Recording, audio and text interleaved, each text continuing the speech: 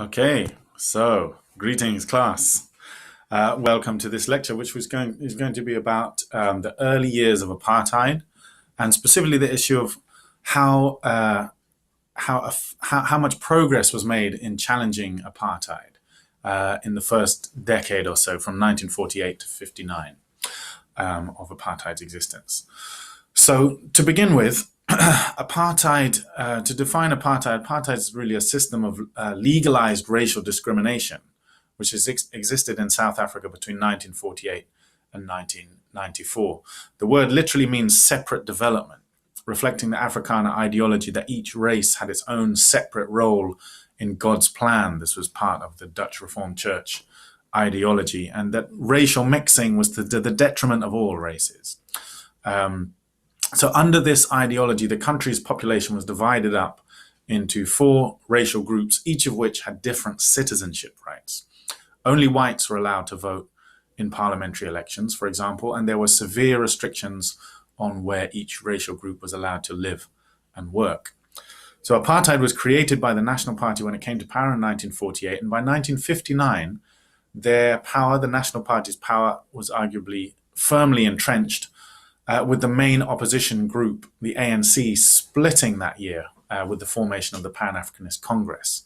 So on the face of it, little progress seemed to be made in challenging apartheid during that period. So first of all, no apartheid laws were repealed. Rather, apartheid legislation was actually developed and strengthened throughout the period. So, for example, in 1950, you had the Population Registration Act, which ensured that every citizen would be strictly categorized as either white, Indian, colored, or African, to be recorded on a national population register and entered on their ID card. Now, this categorization obviously then laid the basis for all future apartheid legislation, which would outline the rights of each of these separate racial groups. 2 years later, you had the pass laws, probably the most hated of the apartheid laws. In 1952, the pass laws required Africans to carry a so-called passbook at all times, detailing their race, which homeland they're attached to. The homelands, of course, were the sort of rural reserves where Africans were supposed to live. Their influx control status, in other words, whether they were allowed to be in any particular city at any particular time. Africans were supposed to be only allowed in cities if they had a specific job there, and it couldn't be just any job either. Now, these passbooks had existed before, but on a regional basis.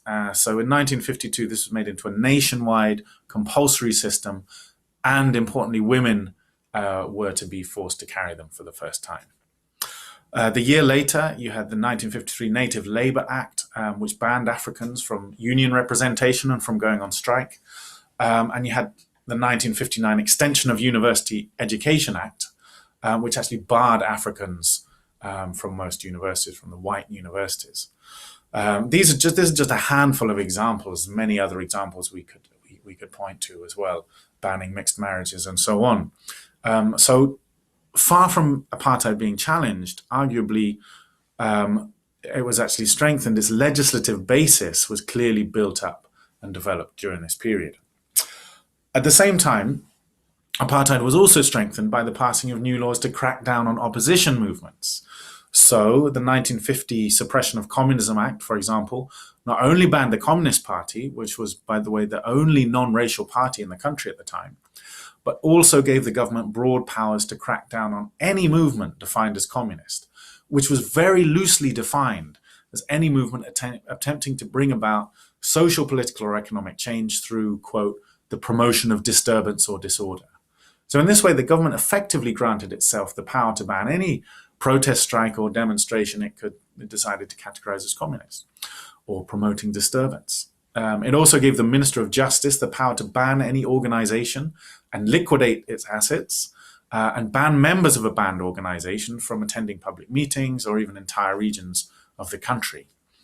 The government then built up and developed these powers with further legislation such as the Public Safety Act of 1953, which enabled the government to declare a state of emergency and suspend the rule of law. The Official Secrets Act of 1956, which introduced a specific department for government censorship. The Riotous Assemblies Act of the same year, which outlawed any public gatherings which might cause, quote, feelings of hostility between white and black. So these laws were used effectively to crack down on opposition. And I should say as well, this is just a handful of the many, many laws that developed and strengthened government powers in terms of cracking down on opposition movements over this period. And these laws were used. The treason trial, for example, which began in 1956, saw 156 of the country's leading anti-apartheid activists accused of treason under the terms of the Suppression of Communism Act. So the effect of this was basically that the entire leadership of the ANC was effectively put out of action for a 5-year period whilst the trial lasted. And indeed, each new protest merely seemed to trigger a new law increasing the government's power to crack down on opposition. A third way in which apartheid was strengthened was that the National Party strengthened their grip on power during this period. Coloured voters, that is, mixed heritage voters, had tended to vote for the opposition United Party in elections. So the National Party, when it came to power, simply barred coloured voters from voting in general elections. And when this was challenged in the courts, it appointed new Afrikaner judges to ensure the measure was not opposed by the courts.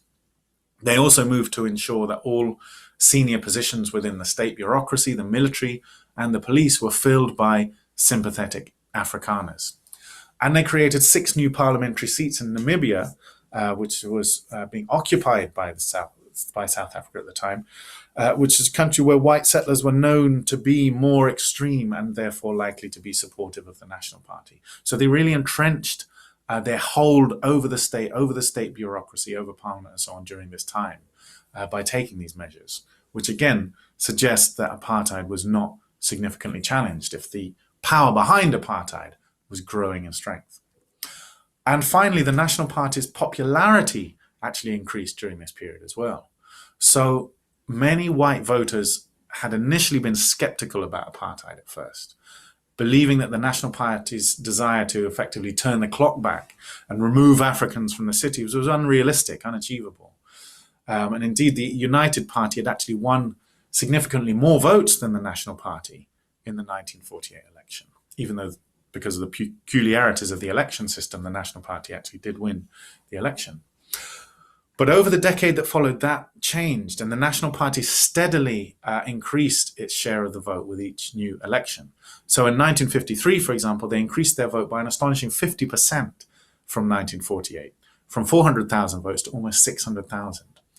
Their vote increased again in the 1958 election, winning them almost 2/3 in the House of Assembly, 2/3 of the seats.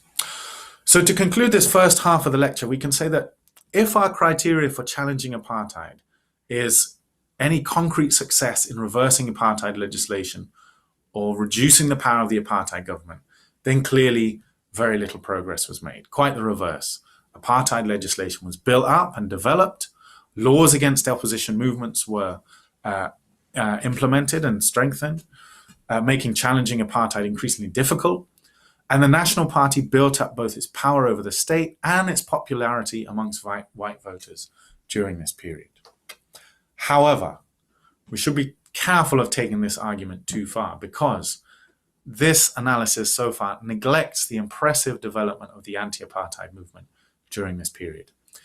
If we take the development of this movement as our criteria for judging progress in challenging apartheid, then we reach a quite different conclusion. So, first of all, it was during this period that the ANC transformed itself into a genuine, vibrant mass movement with support across all sections of society. So, from its foundation in 1912, right up until the 1940s, the ANC had been something of an elite intellectual organization, focused on writing polite letters to government officials to try to persuade them of the need to recognize Africans' rights. But during the 1940s, a new leadership and strategy began to emerge. The creation of the ANC Youth League in 1944 saw the rise to prominence of figures like Walter Sisulu, Nelson Mandela, and Oliver Tambo, who advocated a more radical strategy of civil disobedience and mass action, influenced by Mahatma Gandhi's Congress Party in India. Now, this strategy really began to take off in 1949 when two significant developments occurred within the ANC. Firstly, the Youth League's Programme of Action was adopted by the ANC as a whole. And secondly, ANC President Alfred Zuma, who had been opposed to the new strategy, was ousted and replaced by James Morocco, an ally of the Youth League. Now, the Youth League's Programme of Action committed the ANC to a campaign of boycotts, strikes, civil disobedience, and non-cooperation. The first manifestation of this was a work stoppage in 1950, basically a strike, which actually resulted in 18 people being killed by the police in a sign of what was to come. But the real breakthrough for the ANC was the Defiance Campaign of 1952. This was a campaign of civil disobedience involving the deliberate breaking of apartheid laws. The aim of the campaign was to so overwhelm the courts with arrests as to make enforcement of apartheid effectively unworkable. 8,500 arrests were made, but the campaign saw a mushrooming of ANC membership from 7,000 to 100,000 in the course of 1 year. Through its campaign, the ANC had gained a new support base amongst working class youth, impressed by its actions and leadership. This was a major development in the transformation of the anti-apartheid struggle from a marginal elite activity into a genuine mass movement. And this success was built on in 1955 with the Congress of the Peoples. The Congress of the Peoples was the result of an alliance, the Congress Alliance, between the ANC, the Coloured People's Congress, the South African Indian Congress, and the Congress of Democrats, which was an anti-apartheid organization for progressive white people. Now, it was preceded, the Congress of the Peoples was preceded by months of intense activity by these groups, particularly by the ANC, with activists going to all corners of the country to take soundings, if you like, from ordinary people about their concerns and their demands. And the result of this kind of exploratory, investigatory initiative was the Freedom Charter, a document outlining a shared vision for a non-racial, post-apartheid South Africa. This document, adopted by the Congress of the Peoples in 1955, would be the guiding manifesto for the movement for the next 40 years. So the forging of this shared vision then, and this document, constituted arguably major progress in terms of challenging apartheid by creating a vision around which to mobilize activism and galvanize people, bring them into the movement around this a vision for an alternative society. Secondly, so that's the first thing, the ANC transforming itself from an elite organization into the basis of a genuine mass movement, willing and able to confront apartheid on the streets if necessary. Secondly, progress was also made in challenging apartheid in the sense that resistance, which had hitherto been concentrated in urban areas, spread to rural areas during this period as well. So during the war, the kind of resistance that developed during the Second World War had been mainly in urban areas.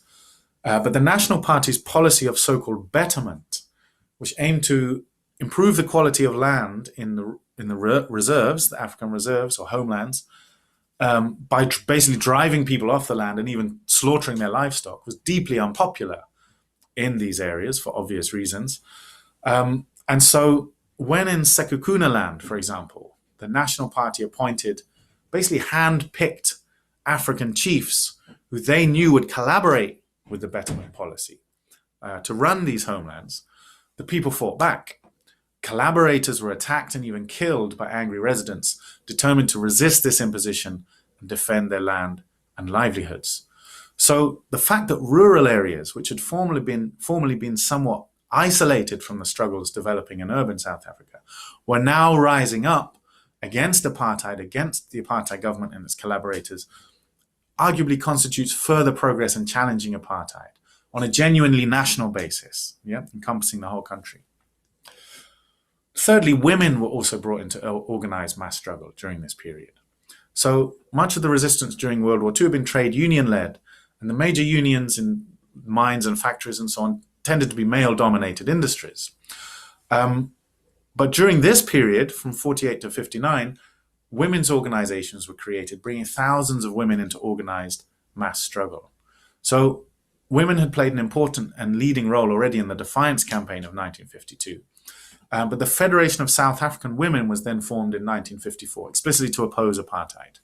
2 years later, this group organized a 20,000-strong protest against the past laws in the capital, Pretoria, and actually succeeded in delaying the application of the past laws to women for a time. And finally, 2 more anti-apartheid groups were founded during this period. Firstly, a new parliamentary party opposed to apartheid was created, the Liberal Party. Now, although they rejected the radicalism of the ANC, they did provide a platform from which to challenge apartheid within Parliament, that is, within the governmental system itself. And secondly, the Pan-Africanist Congress was created in 1959. They were a breakaway group from the ANC, led by Robert Sobukwe, who believed that the ANC were not radical enough. They believed its radicalism had been watered down by its alliance with non-African groups, and especially with white people. And they believed not so much in a non-racial system of government as one that prioritized Africans, the native inhabitants of the land. So their slogan was not multiracial democracy, but Africa for the Africans. Mandela characterized them as black supremacists.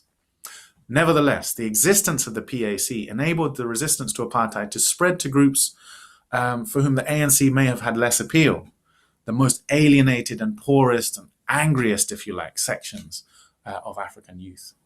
So the existence of these 3 strands of the anti-apartheid movement, the parliamentary opposition to the parliamentary opposition of the Liberal Party, the ANC and its allies in the Congress Alliance, and the Pan-Africanist Congress, meant that there was effectively something for everybody, if you like, by the end of this period. There was an anti-apartheid grouping suitable for every section of society. So we can clearly see this was a period in which resistance to apartheid grew and expanded exponentially. Whereas the radicalism of the war years had been largely spontaneous or trade union-led, male-dominated, and confined largely to urban areas, by 1959 it had become an organized political movement, embracing rural areas as well as urban, women as well as men, and Indians, colored people, and white people, as well as Africans.